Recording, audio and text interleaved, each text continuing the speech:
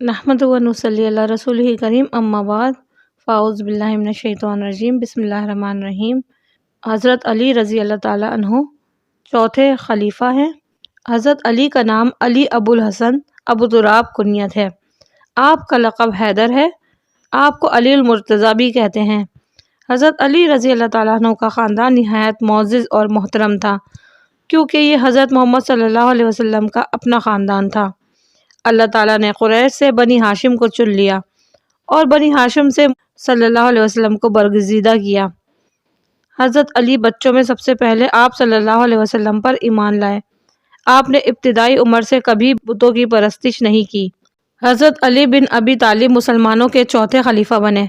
आप रज़ी अल्लाह ताला अन्हु हज़रत मोहम्मद सल्लल्लाहु अलैहि वसल्लम के करीबी रिश्तेदार, चचेज़ाद भाई और दामाद थे। हज़रत अली हस्ब व नस्ब में आला मुकाम व मर्तबा रखते थे। हज़रत अली रज़ी अल्लाह ताला अन्हु का शजरा नसब कुछ इस तरह से है। अली बिन अबी तालिब बिन अब्दुल वहाब बिन हाशिम बिन अब्दुल मुनाफ बिन क़सई बिन कनाना बिन मरवा बिन काब। आप रज़ी अल्लाह ताला अन्हु अबू तालिब के बेटे थे और आप रज़ी अल्लाह ताला अन्हु के दादा अब्दुल मुत्तलिब थे। आप रज़ी अल्लाह ताला अन्हु बनु हाशिम से ताल्लुक़ रखते थे। आपकी वालदा का ताल्लुक़ भी बनु हाशिम से था। आपकी वालदा का नाम फ़ातिमा था और हज़रत अली के नाना का नाम असद बिन हाशिम था।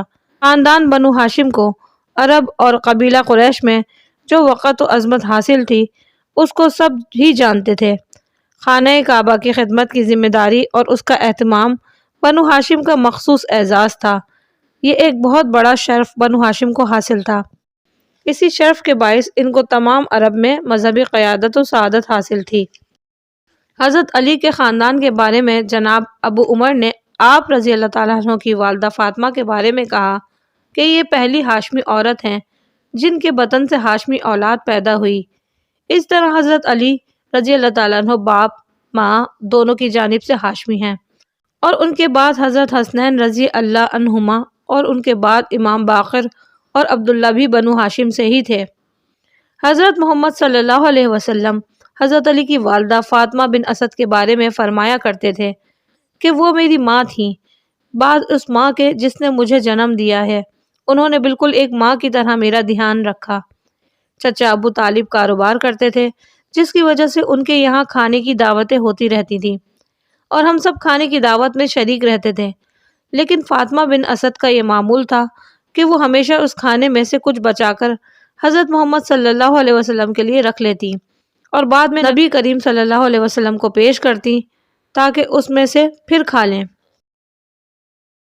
हज़रत अली रज़ी अल्लाह ताला अन्हु की पैदाइश और बचपन। हज़रत अली रज़ी अल्लाह ताला अन्हु की पैदाइश मक्का मुकर्रमा में हुई। हज़रत अली करमुल्लाह वजहो को फ़ातिमा बिनते असद ने खाना काबा में जन्म दिया। हाकिम ने हकीम बिन हज़ाम के तर्जुमे में कहा है कि मसअब कहते हैं कि खाना काबा में अली से पहले और अली के बाद कोई पैदा नहीं हुआ। हज़रत अली आप सल्लल्लाहु अलैहि वसल्लम की बैसत से 10 साल पहले पैदा हुए थे। आपका ये जन्म अल्लाह के घर में हुआ। हज़रत सल्लल्लाहु अलैहि वसल्लम का साथ आपको नसीब हुआ। बाज़ कहते हैं कि हज़रत अली ने सने बलूग़ से पहले ही हज़रत सल्लल्लाहु अलैहि वसल्लम के साथ नमाज अदा करना शुरू कर दी थी। सहाबा और ताबईन सब इस बात पर मुत्तफ़िक़ हैं कि हज़रत खदीजा रज़ी अल्लाह ताला अन्हा के बाद सबसे पहले बच्चों में ईमान लाने वाले हज़रत अली रज़ी अल्लाह ताला अन्हु हैं। आपने बचपन ही में हुज़ूर सल्लल्लाहु अलैहि वसल्लम के हाथ पर बैत कर ली थी। हज़रत अली रज़ी अल्लाह ताला अन्हु बचपन ही से बहुत समझदार थे, हमेशा बड़ों का अदब करते, उनका कहना मानते। हज़रत अली को रसूल अल्लाह सल्लल्लाहु अलैहि वसल्लम का साथ नसीब हुआ। अब्दुल्ला बिन अबी बखी ने मुजाहिद बिन जुब्बैर अबिल हुज्जाज से कहा कि अल्लाह ताला ने अली इब्न तालिब को बेशुमार नेमतों से नवाजा। इन नेमतों में से एक नेमत यह है कि उन्हें हज़रत सल्लल्लाहु अलैहि वसल्लम का साथ नसीब फरमा दिया। हुआ यूं कि कुरैश पर एक शदीद खुश्क साली का ज़माना आया। खुराक और रोज़मर्रा की अशिया का कहत पड़ गया। अबू तालिब की औलादें बहुत थी। आप सल्लल्लाहु अलैहि वसल्लम ने सोचा कि इन हालात में आप सल्लल्लाहु अलैहि वसल्लम के चचा अबू तालिब अपने बच्चों की किफ़ालत का बोझ किस तरह बर्दाश्त करेंगे। तो आप सल्लल्लाहु अलैहि वसल्लम ने कुछ सोचकर अपने चचा अब्बास, जो बनी हाशिम में सबसे ज़्यादा दौलतमंद और साहिब इस्तिताअत थे, उनसे कहा कि ए चचा अब्बास, आप सल्लल्लाहु अलैहि वसल्लम के भाई ابو طالب کا کنبہ بہت بڑا ہے، اولادیں زیادہ ہیں اور اس وقت لوگوں پر خشک سالی آ پڑی ہے۔ وہ تو آپ دیکھ ہی رہے ہیں، تمام لوگ اس وقت بہت زیادہ پریشان حال ہیں۔ تو آئیے ہم چچا ابو طالب کے پاس چلیں اور ان کے کنبے کا کچھ بوجھ کم کرنے کی کوشش کریں۔ چچا عباس نے پوچھا، وہ کیسے؟ تو آپ صلی اللہ علیہ وسلم نے کہا، وہ اس طرح کہ ان کے گھر میں سے ایک آدمی کو آپ لے لیں اور ایک آدمی کو میں لے لوں۔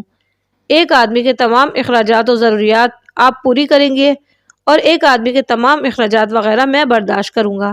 حضرت عباس نے حضرت صلی اللہ علیہ وسلم کی بات سن کر کہا کہ یہ تو آپ صلی اللہ علیہ وسلم نے بہت اچھی بات کی، آؤ ہم دونوں ابو طالب سے ملتے ہیں۔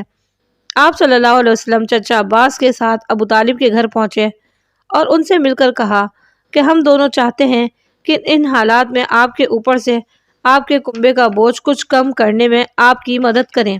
ابو طالب نے کہا، وہ کس طرح؟ تو حضور صلی اللہ علیہ وسلم نے کہا کہ میں اور چچا عباس آپ کے گھر سے ایک ایک فرد کو لے لیتے ہیں، ہم دونوں ان کی پوری ذمہ داری اٹھائیں گے اس وقت تک جب تک حالات صحیح نہ ہو جائیں اور اللہ اس تنگی و پریشانی کو دور کر دے۔ ابو طالب نے کہا، ٹھیک ہے۔ تو حضرت محمد صلی اللہ علیہ وسلم نے حضرت علی رضی اللہ تعالیٰ عنہ کو اپنے ساتھ لے لیا اور انہیں اپنے سینے سے لگا لیا، اور عباس نے جعفر کو لے کر اپنے سینے سے لگا لیا۔ اس طرح پھر حضرت علی رضی اللہ تعالیٰ عنہ رسول اللہ صلی اللہ علیہ وسلم کے ساتھ رہے اور آپ صلی اللہ علیہ وسلم نے علی رضی اللہ تعالیٰ عنہ کی تمام ضروریات زندگی کو پورا کیا۔ حضرت علی رضی اللہ تعالیٰ عنہ کا ایمان لانا اور عبادت کرنا۔ حضرت علی جب محمد صلی اللہ علیہ وسلم کے ساتھ گھر آ گئے تو آپ صلی اللہ علیہ وسلم کے ساتھ رہنے لگے، یہاں تک کہ اللہ تعالیٰ نے حضرت محمد صلی اللہ علیہ وسلم کو نبی بنا کر مبعوث کیا۔ تو حضرت علی رضی اللہ تعالیٰ عنہ نے آپ صلی اللہ علیہ وسلم کے ہاتھ پر بیعت کی اور یہ اقرار کیا کہ اللہ ایک ہے اور آپ محمد صلی اللہ علیہ وسلم اللہ کے آخری نبی اور رسول ہیں۔ جب حضرت علی ایمان لے آئے تو وہ محمد صلی اللہ علیہ وسلم کے ساتھ عبادت بھی کرنے لگے، نمازیں پڑھتے۔ ابن اسحاق نے کہا کہ بعض اہل علم نے ذکر کیا ہے کہ جب نماز کا وقت آتا تھا تو رسول اللہ صلی اللہ علیہ وسلم مکہ کی گھاٹیوں کی طرف نکل جاتے تھے اور ان کے ساتھ حضرت علی بھی اپنے باپ ابو طالب اور اپنے چچاؤں سے اور اپنی پوری قوم سے چھپ کر نکلتے تھے، اور وہاں آپ صلی اللہ علیہ وسلم اور حضرت علی رضی اللہ تعالیٰ عنہ نمازیں پڑھتے رہتے تھے۔ پھر جب شام ہو جاتی تو آپ دونوں واپس آ جاتے تھے۔ اللہ کی مرضی جب تک تھی تب تک یہ دونوں چھپ کر عبادت کرتے رہے۔ ایک دن ایسا ہوا کہ جب آپ دونوں نماز پڑھ رہے تھے تو ابو طالب نے آپ دونوں کو عبادت کرتے ہوئے دیکھ لیا، تو انہوں نے رسول اللہ صلی اللہ علیہ وسلم سے پوچھا، یہ کون سا دین ہے جس پر تم عمل کر رہے ہو؟ تو آپ صلی اللہ علیہ وسلم نے کہا، اے چچا، یہ اللہ کا دین ہے اور اس کے فرشتوں کا دین ہے اور اس کے رسولوں اور ہمارے باپ ابراہیم کا دین ہے۔ رسول اللہ صلی اللہ علیہ وسلم نے یہ بھی فرمایا، مجھے اللہ نے اس دین کے ساتھ رسول بنا کر بھیجا ہے۔ اے چچا، میں ہر اس شخص کی خیر خواہی چاہتا ہوں جو میرے قریب ہے اور اس کو میری اعانت و ہمدردی کا بھی سب سے زیادہ حق حاصل ہوگا۔ تو چچا، میں آپ کو اسلام کی دعوت دیتا ہوں، آپ میرے ہاتھ پر بیعت کریں اور دین اسلام میں داخل ہو جائیں۔ تو ابو طالب نے کہا، اے میرے بھتیجے، میں اس کی استطاعت نہیں رکھتا کہ باپ دادا کے دین کو میں چھوڑوں، میں اپنے آباء و اجداد کے دین کو نہیں چھوڑوں گا، لیکن میں تجھ سے یہ وعدہ کرتا ہوں کہ اگر کسی نے تجھ کو کبھی تکلیف پہنچائی یا کسی چیز سے تو کوئی تکلیف محسوس کرے تو وہ تجھ تک آنے نہ دوں گا، یہ میرا تجھ سے وعدہ ہے جب تک کہ میں زندہ ہوں۔ پھر ابو طالب نے اپنے بیٹے حضرت علی سے کہا، اے میرے بیٹے، تو کس دین پر ہے؟ تو انہوں نے کہا کہ اے بابا، میں تو اللہ کے رسول صلی اللہ علیہ وسلم پر ایمان لے آیا اور جو کچھ وہ لے کر آئے ہیں میں اس کی تصدیق کر چکا ہوں، اور میں نے ان کے ساتھ مل کر اللہ کے لیے نماز پڑھی اور ان کا اتباع کیا۔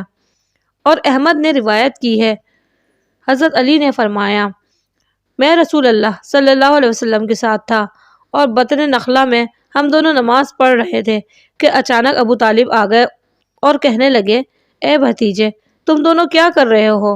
تو ان کو رسول اللہ صلی اللہ علیہ وسلم نے اسلام کی دعوت دی۔ تو انہوں نے کہا، تم جو کچھ کر رہے ہو اس میں کچھ حرج نہیں، یا جو کچھ تم کہہ رہے ہو اس میں کوئی برائی نہیں، لیکن خدا کی قسم میں کبھی اس دین کی طرف نہیں آؤں گا۔